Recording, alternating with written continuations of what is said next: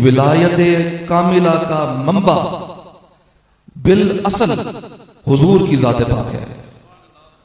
हुजूर ने फरमाया अना मदीनतुल इल्म, तो जो वली होता है उसमें इल्म की खुसूसियत या सिर्फ ये पाई जानी लाजमी है।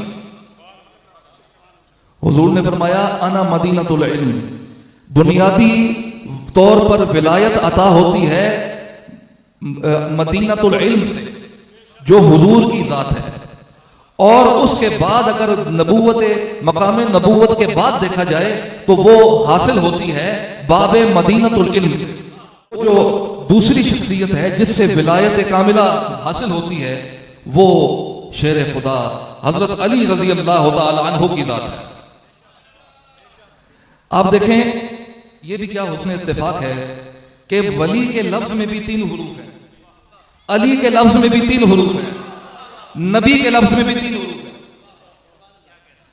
तो गोया मालूम ये हुआ कि विलायत अगर हासिल करनी है तो दामने अली को थाम, दामने अली को थामोगे तो वो दर हकीकत दामने नबी को थामना है। मेरे जद्दे आला ने इसीलिए फरमाया कि मेहरे अली है हुब्बे नबी, हुब्बे नबी है मेहरे अली, लहमों का लहमी जिस्मों का जिस्मी, फर्क नहीं माबैन दिया।